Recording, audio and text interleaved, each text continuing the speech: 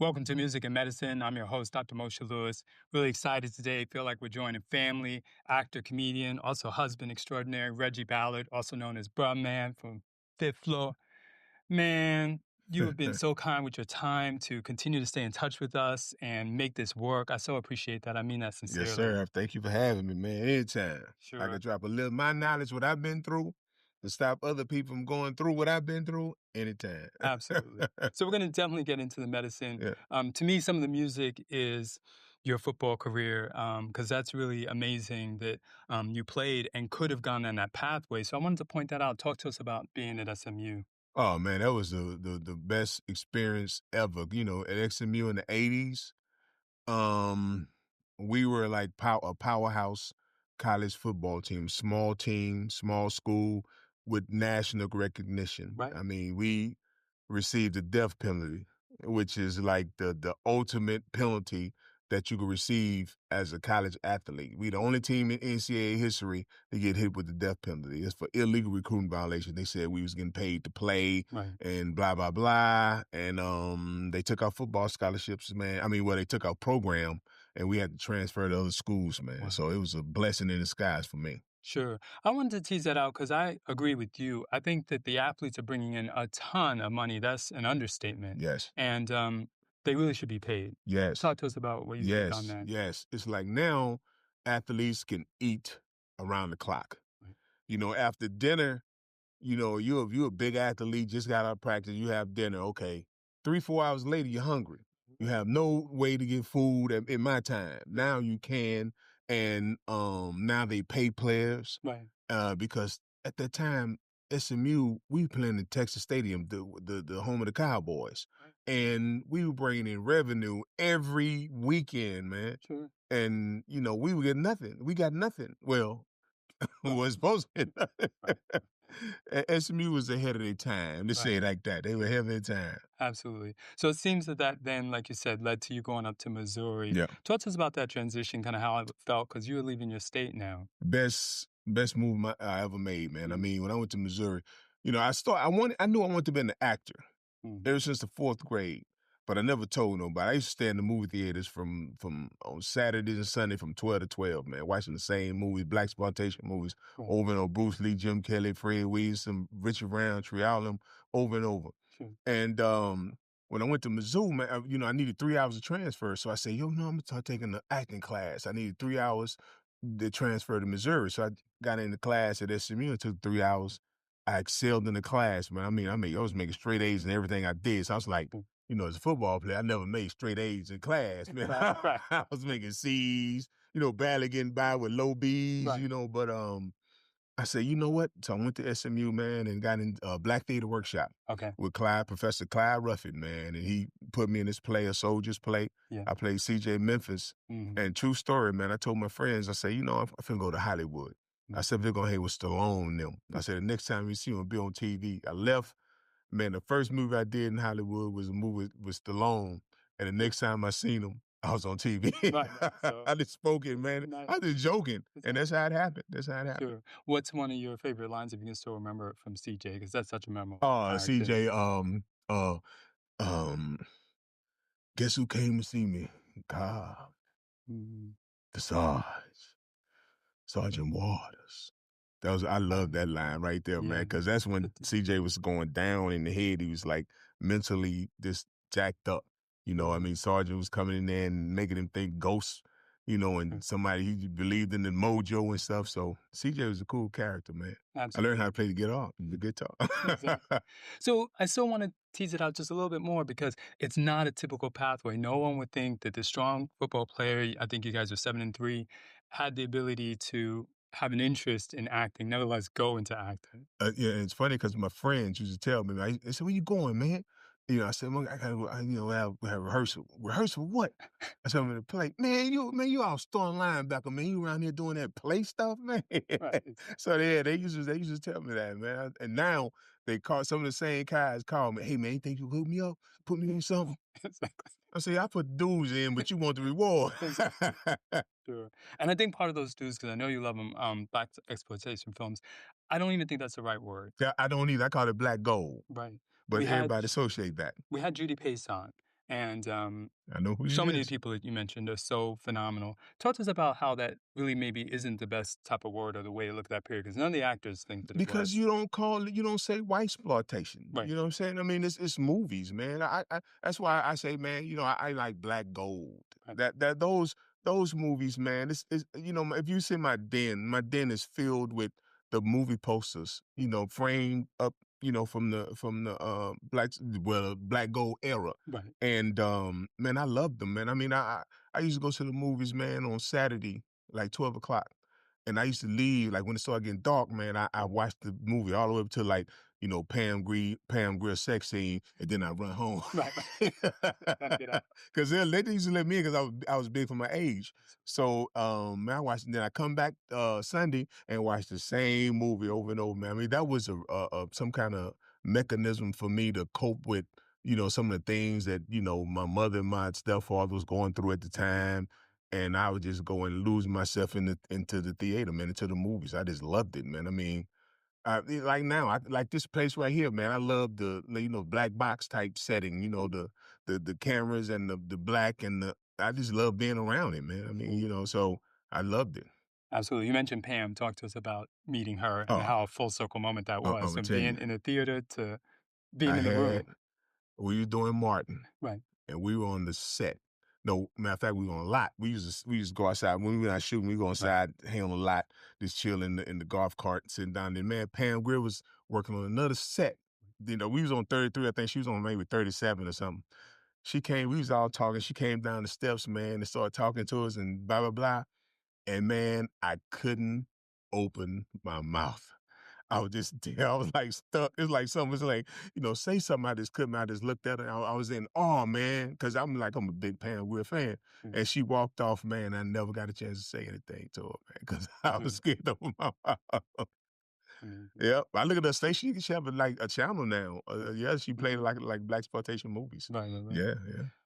You've worked with so many great people, and obviously we're going to get to Martin, but I want to make sure we highlight the depth of your career. Talk to us about maybe a couple of things that you did that you really enjoy and look back at. Oh man, I mean when I was a kid, man, they used to take us in the library to see Brian's song with James Caan and Billy D. Williams. And that's that movie used to always make me cry every time I watch it. I cried Brian Piccolo's story. And man, in my lifetime, I got to work with both of those guys. I worked with James Caan on Vegas. I Mhm. played a boxer that had a brain hematoma. I wanted to fight. And I was his friend, and he didn't want me to fight because he said if I get hit one time, I'd die. He found out I was going to throw the fight, to get paid, and he didn't want that to happen. And I worked with him, man. That was such an experience, man, because I remember they gave me a piece of steak. I was eating a steak dinner, and I bit into the steak, man. I'm like, oh man, this one in the script right here. I was like, hey man, this steak tastes like Afro Sheen, man. I was grease up in it. And James goes, what? I say, man, this is bad steak, man. He was like, oh, let me taste it. And he ate. He say, oh, come on, y'all give Reg a better steak. I'm like, man, James Gunn advocating for me. Right. And then I worked with Richard Roundtree, man, and on Raven's Home. I think it Yes. was I forgot. Was it Raven's Home? One of them shows. Mhm. And oh man, he was phenomenal, man. And we did our scene. He supposed to been I did something to one of his grandsons or something. I cheated him out of the money. Right. So he came and locked up my pawn shop and he's from the fight me, man. Right. Right. So we did the scene. It was so cool, man. Then after it was all over, I remember I wore my shaft shirt to the set. And he was like, "Man, that's cool, man. That's cool." I said, "Won't you sign this?" He said, "Man, I ain't gonna sign your titty, man." Quick. I said, "Well, sign my script." And so I was leaving the set, and he was walking out, and I got in my car, man, and he was talking to me. Then I got in my car, I'm riding down the street, and he was finally behind me. And I'm like, "Dang, man, Richard Brown Street Shaft following me, man." See, then I turned off. He blew his horn, boom, boom, and did that. I was like, "Cool." So that was the highlight of my career, man. I mean, I worked with a lot of people before, man, but those two, because of the history of every year in elementary, we went to see Brian song. Sure. I Yeah. want to talk about a couple of other greats just because it means so much to us, and they're not with us anymore. Mr. Witherspoon and Malcolm Jamal. Oh, John Witherspoon, man. I remember me and him did a show together, man, and we walked back to the hotel one night. And man, we just talking, reminiscing, talking about old times and stuff. Man, he was one of the coolest dudes, man. Him and what's the other one? Not Rodney Winfield. What's the red with red hair? The comedian was in the movies back in the day. Man, I can't believe Not I forgot expired. his name. He worked, he had the red hair. He was a comedian, old What school. Skeleton, He was Caesar. in there with black dude. He was in there with Witherspoon and oh man, Okay. Rodney Winfield and all them, Bernie Mac. Sure. I think he was in 227 as the mailman. Oh, okay. Sure, You sure. know, The guy that yeah, played her husband. him, Right. and who else you asked me about? You asked me about somebody else. Malcolm Jamal. Malcolm. I did Malcolm and Eddie. Right. Malcolm and Eddie. I remember we was on a set and I was reading on the script, and I missed something. And he say it says you're supposed to put the cigarette down or something like that. Right. And he say you got to read directions. And I said, hey man, I know what I got. But I didn't say that, I mean, it's his show. Right. But he was cool too, man. I don't think I ever met anyone in this business that was just, you know, hard to work with, man, and just, just straight, rude, because I don't treat people rude. So I guess that's why I never been treated rude by nobody. So Right. I always was treated well in the business. Sure. And last but not least, of course, we've got to come to Martin. Talk to us about how you got that role, how that all came about. Man, I was at home. I went back to Texas for a week to visit my mother.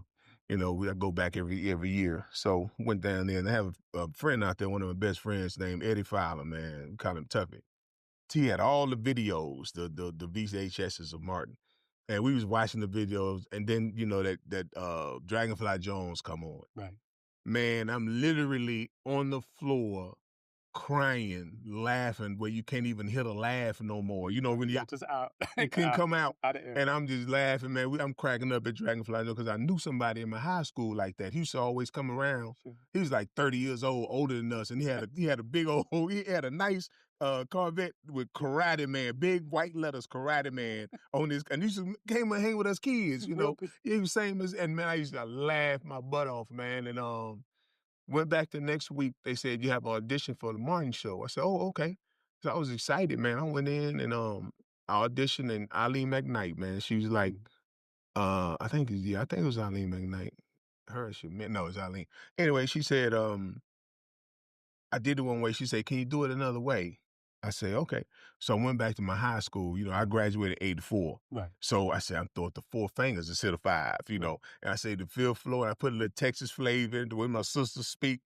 She kind of drag her words like, stop, boy. So I put that in there, man. And she say, okay, cool. We're going to go across the street, look at, do it for Martin. And the producers went over there, man. Kenny Buford and all them cats, man. They was all over there, man. Martin, they was sitting down with Benny Richburg, sitting with their legs crossed, their hats out to the side like gangsters. Man, I did it, man, the 4 fingers and all that stuff, man. They was crying, man. They was laughing. And they told me I got this part right on the spot, man, right on the spot. I never got anything right on the spot. They didn't have to call my agent. They say, we want you. And they told other actors, they say, we'll have you in another episode and, want you to start working now. Sure. And they called my agent, man. I started working that day. Sure. Yeah. Walking through the cast one by one, because another love of ours, Mr. Ford, Tommy Ford, talked to us about his relationship. Tommy was the guy that I hung out with. Me and Tommy liked electronics. Right. Tommy had this little 8mm VCR that you could take around, which was small. I said, hey, man, I like that.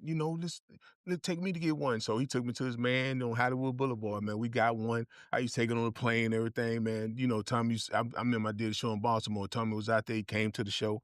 Went to his house, man. Tommy had an elevator in his house, man. So nice. He had an elevator in his house, man. We used to ride up the elevator and stuff, man. And, Tommy was one of the coolest dudes you could meet, man. Him and Bernie was 2 of the coolest dudes I ever met in Hollywood, man, to this day. Absolutely. Real Since cool. You brought up Bernie, and I know you were all really close in on the show. Tell us what he was like behind the scenes. Man, Bernie was the type of dude. Bernie, we'll have dinner, lunch. And Bernie said, "Hey man, y'all come up to mine. I got some real stuff up there."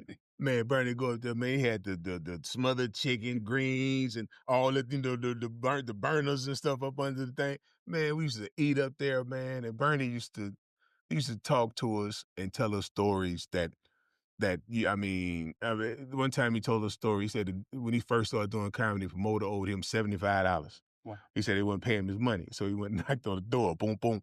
He said a big dude said, "Where my money?" He said a big dude come up to the door. Said, "We ain't got the money right now." Mm. He said, "Man, where my money?" He said, "Dude, we ain't got the money. Man, walk it off." That's where you get to walk it off from. He said, "Man, don't be touching my hand." He said, "Man, the next thing he heard was wallop, wallop." He say the dude in my ear so hard, man, I couldn't even hear what people were saying. I just saw people looking down at me with their lips moving like, "Are you all right?" He said, I got up and dude said, "Now walk it off." I got up and I walked it off. He's so Bernie used to tell us stories. I mean, we were so good at doing what we do that we'd be around the table talking and joking, and there's an action. We'll go right into the scene and do the scene. They cut. We go right back into where we laughing and talking like it wasn't nothing. It was like a well-oiled machine. Right. Yeah, I love that show. You look at my clock. I remember my uncle used to live with us, and he used to look. He worked security guard at Universal, and parking cars at Universal. And he used to look at the clock every night. And man, dang, I gotta go. 8 more hours I gotta go to work. I used to look at the clock, man, God, dog, man, 8 hours before I gotta get there. I used to want to get there, so I wanted to always do in life. I wanted to make money at doing something that I love doing. Right. So I love doing this, man. So to me, it's not work. It's like I'm getting free money, Right. when people, yeah. The dynamic duo, Miss Arnold and Miss Campbell, what Oh, work went down, the chemistry and everything. two of the nicest girls you can meet, man. I mean, Tisha say every time she out somewhere, she have to go to sleep at 10 o'clock. See, I could be at a club, man. 10 o'clock hit, I'm and Tashina, man, I remember one time me and Tommy was sitting on the set and after lunch. We was lunch break and we was coming back from lunch, so we sitting on the set on the couch. And Tashina come in with some Daisy Dukes white shorts on, man. And she's leaning over on the piece of furniture, and me and Tommy right behind her looking. And it's like, man, you see them black booty cheeks. I always this one is like, oh, one of the most beautiful, well put together, nicest girls you Period. could ever meet, man. Period. Nicest girl. I mean, built wonderfully. Like Martin say, lot of junk in your trunk. I'm like, this shit don't be teasers like that. Don't be standing here with all that in our face within 2 feet. Sure. Don't do that. Sure. Nice girls, man. Nice girls. Absolutely. And before we get to Martin Cole, because I know you guys are still working together, you did a project just Yep. last month. Talk to us about that relationship. Well, And now me you and guys are Carl, staying in me touch. and Carl doing a lot of comedy together. Matter of fact, on December 16th, we're gonna be at the Chicago Rannery. Mm-hmm. So y'all make sure I come see that. But Carl, man, me and Carl go back before Martin. Mm-hmm. Me and Carl used to do a show called True Colors on Fox. Right. And that's when he first moved to LA. And he didn't have a car at the time. So I used to pick him up every day, man. He used to be late every day.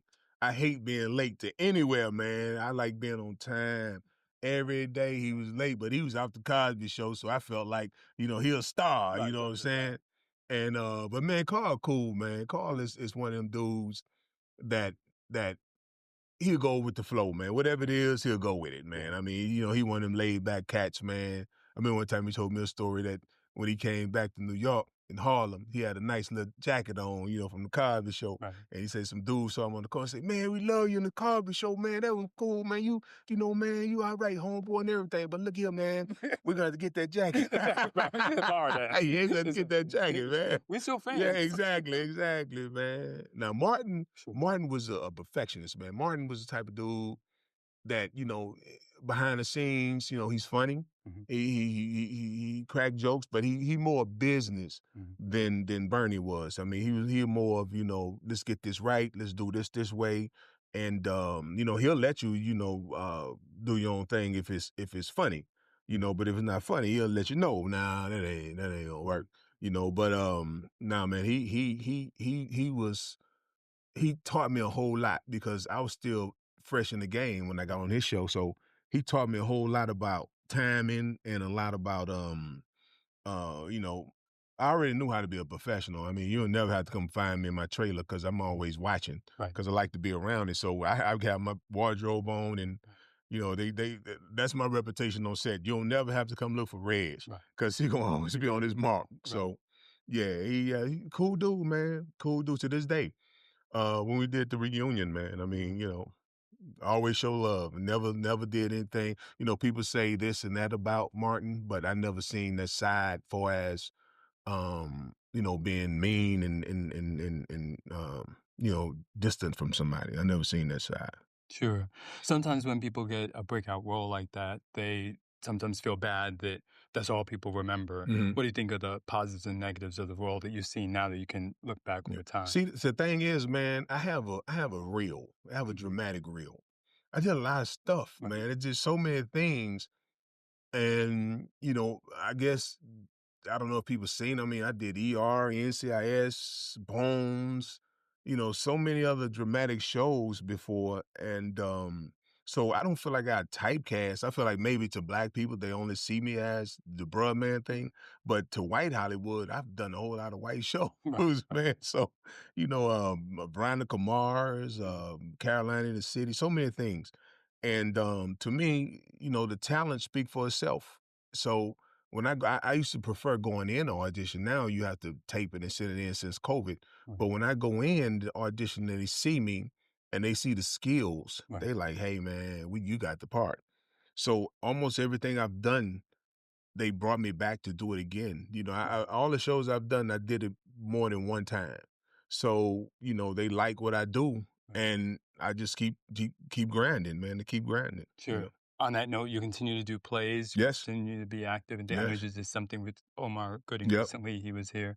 Talk to us about that love of the theater going all the way back from the days Man, in Missouri that just hasn't stopped. you can't beat theater, man. I mean, I love taking my family to plays, man. We just went to see one of my boys. I did a play with John Ruffin, man, Right. up there. He doing the play now about Phyllis Hyman. Hmm. It Hmm. was at the Will She Bell. I took my family to see that, man. I mean, it was a phenomenal play. And I like taking them to see plays, and I love doing plays because that's the real essence of acting, man. Theater. It's like, you know, you have nothing to save you but your cast. Right. You know, if you mess up, your cast know how to catch you, you Right. know. And that's what I like about doing live theater, man. I mean, just the feel and the smell of the theater, Right. to work and practice in the black box, to work and rehearse, you know, just going just the smell and the feel and just to sit around sometime in the theater and just look at the dust particles, man, in the lights. You know, I like all this. I like everything about it, man. Right. Yeah, it's a Like lot. everything about it. My first Bruce Lee movie, Hmm. I was hooked on Bruce Lee and acting. Right. I was in the fourth grade, so I knew what I wanted to do. Absolutely. Yeah, I didn't, but I was such a good athlete though Yeah. that led me to be able to do what I do, you know, because I was a blue chip athlete. Right. I mean, I had offers at almost every school in the United States except HBCUs. None of them came for me, Right. but all the top schools, they all came for me, man. So that led me to be able to do the theater and to be where I am right now. If it weren't for football and track, man, I don't know what I would, well, you know, where I've been. Right. Yeah, it's just definitely a phenomenal story. Family, I think, is a good transition point for us to talk about. We don't get to hear, I'll just be blunt about it. We don't get to hear enough about successful Black marriages. You have been with your wife over 30 some odd years. Talk to us about Been with my that. wife for 41 years, been married 38. Same girl. And let me tell you, man, from the 8th grade to the 12th grade, we couldn't stand each other guts. Right. I ain't like her, she ain't like me. I remember I called her in the 11th grade one time, and I was trying to ask her what was the, you know, assignment because I didn't come to school that day. As soon as I picked up, hello, no, I don't know, bye, and hung up the phone, man. I'm like, she don't even know what I called her for, you know. So you know, and then 12th grade, man, she called me one day. Can you take me to get my sweater? I said, What? Since you know I had a car, it's take you a sweater. Yes, because I left my sweater at my friend's house. I said, Okay, cool, I take it. Took a man. Next thing I know, I never seen the sweater and been married for 38 years, 2 kids, Right. mortgage. I was Bills. set up, man. I was set up. I'm like, how Absolutely. this go from not liking each other to being together to this day? So, Sure. Yeah. what would you give? I mean, there could be so many secrets, but just even a couple that you think are successful that work for you. You know, man, you're gonna have your ups and downs, man. I mean, everybody. Let me tell you, just like on, this movie said, "Hey, man, that storm when that storm come, and it's gonna come, you gotta look that storm right in the eyes and tell it Right, to do your worst, for I'm prepared to do mine." And you take them 7 breaths and you push through to the other side, because we have been through some things, man, and we have been through some trials and tribulations. I mean, she was with me in SMU days, Missouri days, when we first moved out here days, and she's still with me, man. And we just, when we go through things, we be upset at each other for a few. People say, "Don't go to bed mad." No, we went to bed many right, days mad, not speaking. You go on your side, and we have a big long bed, right. so we can turn over by 2 times and still don't touch each other. Honest. Keep it Yeah, real. man, Keep it that's real. it. And that when we make up, it'd Right. be even better though. It'd Mhm. be good. So, but yeah, we had our problems, man. You got to stick it in. You can't just bail out every time that you have problems, Right. man. Because if you do that, then it'll never work out, because you're gonna have problems. Ain't nobody gonna go through this life and she do everything you want her to do and you do everything she wants you to do. It don't work like that. No. I mean, sometimes, you might accidentally fart in the bed. Right. And they say, And she mad, yeah, shut up, hold her head under the cover, play with her. Yeah, she get used to it, but yeah, things gonna happen, it man. Yeah, dissipates. that's right. Discipline. Things gonna happen, man. Things gonna happen, and you gotta stay hang in there. But if it don't work out, just don't work out, man. But now, if you invested so much time and you think that you're gonna get out and find somebody that you can start all over with, no, it don't work like that, Right. man. I mean, now it's even much harder work that you have to do Absolutely. to try to get back to that spot. Right. Yeah, Right. Did you put all that time yeah, into? Which brings us to, and you had brought it out and very honest about from the moment we got in touch with you. I want to talk about kidney disease. I want people to understand this is something we don't talk about. We don't deal with in our community. yeah. They don't often talk to us about it. Talk to us about that journey that led to her to, I know she did a switch. She Yeah. donated to someone Mhm. who then donated to you. Yes. Kidney disease, man, see, black people, we don't do. Like, if a white person discover a knot on his leg, Right. he goes to the doctor to check it out. All right. Same day. Black people find a knot on the leg, we gonna feel on the other leg. If a knot on that leg, we like, cool, supposed to be because on both my legs. Natural. No, man, you gotta get checked, man. And me, I was sitting around here, man.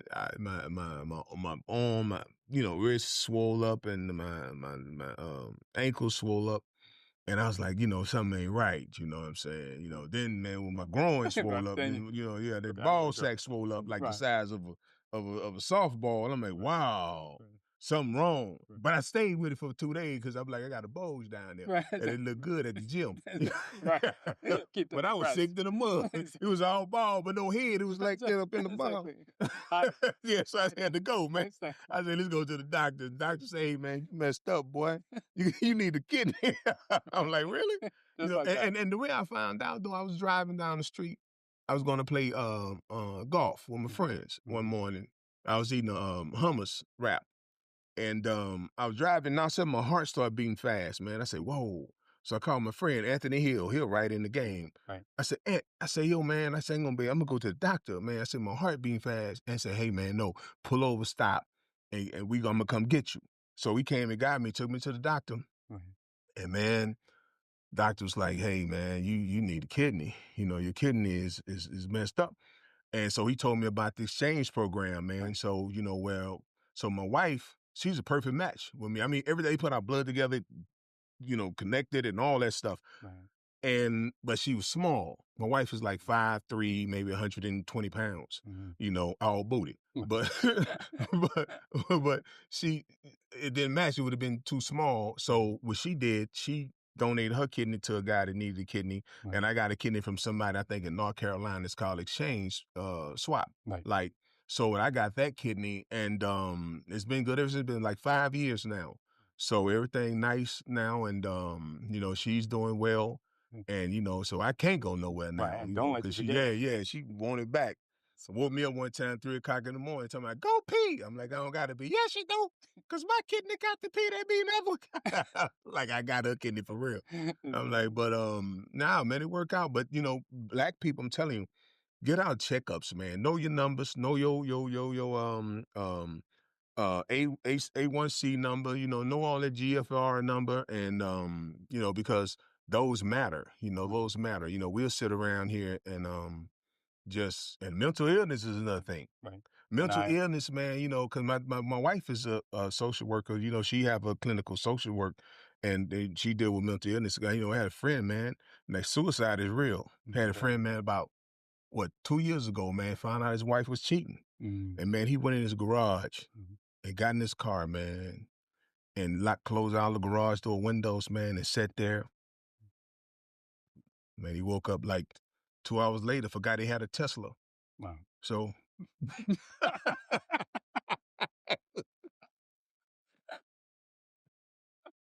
they're like, oh. Yeah, man. Hey, if it saves lives, Yeah. it's worth the Yeah, but 90 grand. get checked, man, because that stuff ain't no joke, man. Them serious, Yeah. serious business, man. I Uh, mean, black people, get your check sure, it, keep your health, keep healthy. sure. So I'm trying to. I done lost like 30 pounds now, man. I'm still trying to, get your side. I Get get in. cut up and all that. So Get in. yeah, Get in. yeah, Um, it should go without saying, but I want to cover the comedy part of it because some people say that it covers pain. Some people say it helps them express their own medicine. What is it for you, and where you feel it comes yeah. from? I always been funny to my mother and my sister. I used to make my sister and my mother laugh, man. They used to cry laughing, and so now I tell people I'm not really a comic, but I'm an actor acting like a comic. I could do it so well. I could make you laugh about 45, 50 minutes. Right. After that, you better come get me. Right. But I can make you laugh. But comedy is cool because it keeps me on stage until the next gig come along. So I've been on the road almost every weekend, man, for like over 25 years now. That's what So we know. yeah, yeah, yeah.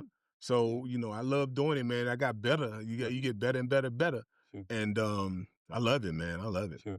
Some of your perfection is in the silence, and we certainly saw that with Broman, with just taking that time and that extra deliberate. Talk to us about that technique Yeah. and some of that. Yeah, man. It's timing is everything. Timing is everything. It's like, when I go out the window and I do the head bob, some people just go out and do the and go, but it's the boom boom, then go. It's like that. It's the beats. It's like when you find the beats in each moment, in each scene. It's the beats that makes it funny to me. Like I'm a big fan of The Honeymooners with Jackie Gleason. When him and Ed Norton was one time, they was trying to figure out how to put a rubber glove on a baby bottle. And they was doing the glove and all that in the glove, and then they get it, and they say, well, it's not coming out. Then they get some scissors and cut the part and it splash in their face. That the Right. time, but the funny thing about that whole joke is some people do it with a big smile on their face, think it's funny, and then they get a joke away. But they was so serious at what they was doing that when they cut the thing and then the element of surprise hit them in the face, and that what makes it funny. So bruh man is like, what I'm doing is silly, but he believed that it was okay. Exactly. And so you sell it by this is really me. This is how I really feel. Like you can come in somebody's house, like, what's up, Ma? Nah, man, just chilling. Yeah, like that's this normal thing. Right. So that's the funny thing about it. Which you can in Yeah, our community. yeah, Just exactly. never leave. There you go. Um, And some people don't pull it off right. I'll be looking at some things on television. They be, especially our people. You see them on Tubi, and when they doing the things, man, it's like they laughing and they giving the joke away, and not really, being into the part, into what they doing. It's like, it's like they too embarrassed because the camera's around. So I'm not gonna look so stupid. I'm not gonna look so vulnerable. I'm not gonna, snot this coming out my nose because these people looking.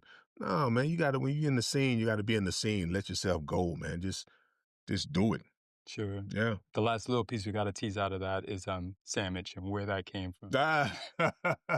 Martin, man, Benny Richburg wrote the character. And Benny Richburg told me, he said, hey, man, the name Brother Man, it was Brother Man.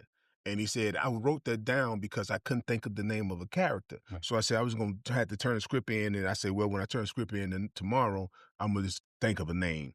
And when I came in audition, I said, bruh man instead of brother man. Right. And it was like, oh, that's it. That's it right there. So that's how they came about, man. And then when I went in audition with the Four Fingers, Martin didn't know why everybody was laughing because I was doing Four Fingers. He said, oh, man, I can't see it because you're doing like that. So it looked like 5. He said, turn it around, and 4. That's how they came about. So we made up a lot of things as we went along, like going out the window. I was walking out the door. Martin said, it'd be funny if you stop and go out the window. And that's how that happened. And the walk, the first episode when I got up, did the walk, Sheena said, man, did you see how he was walking? That was funny, man. But the reason I walked like that, because I remember coming as fresh out of theater, is like stay in your light. Always stay in your light. So I was trying to walk slow so my mother could see me longer on TV. Excellent. You said, I got 4 3 minutes.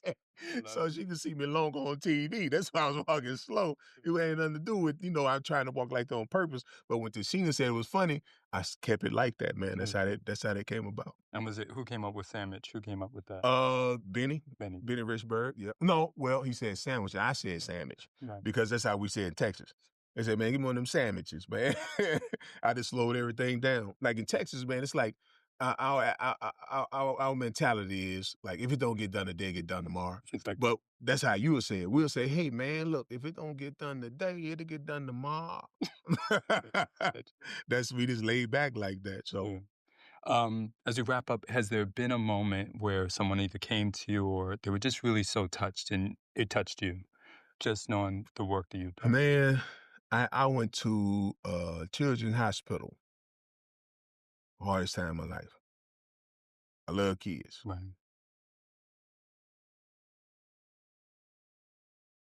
Oh, I talk about it. Sure. Yeah. I know where you're going. That's hard. But, when you see them, yeah. I just don't like seeing kids hurt. Yeah, right. And you get cancer and it's on the limb, and some of them aren't going to make it. And that's definitely, when you have kids of your own, for sure. Yep. And when you love kids, And man, they don't complain. Right. Nope. They just deal with it. Right. Smile and laugh. They play in craziest of situations of being chemo, making jokes and playing around. And yet, that. It's hard for me to go do that. Of course. No, I get it. Yeah. That's it. Well, it's amazing. It shows your heart, for sure. And you shared your life with us, not only literally here, but just throughout this entire journey, being able to walk with you through all these transitions from football into the movies and also TV. It's just been a pleasure. And you've never given up that first love of theater, which we certainly admire. It's true acting at its core. So we know it's sincere. We know the passion. And more importantly, for the community, like you said, get your health checked out. The hemoglobin A1C relates to how much sugars you may have in your blood. Your doctors can easily check that if you have diabetes. But more importantly, he also slipped another 3 letters in there, GFR, looking at how the kidneys function. And as a community, it's a piece of health that we often can neglect. And we've been shown to have more issues here, primarily because sometimes we have hypertension and we have diabetes together. And that really puts a lot on the kidneys. So, yo, to bruh, man. Yes. And all that he's been through, kidney transplant. Yes, sir. I won't even try to pretend to touch your level of talent, but do it, out of love. He's certainly given so much love to our community and continues to not only enjoy the theater, but participate in it. Check him out, Chicago Winery. See you there. That's right. Thank you. That was cool, man. That's all right, man. Thank you, brother. No, thank you. Appreciate you, man. Absolutely. Yes, sir. Man, I ain't nothing gonna do that, guy. Sure. God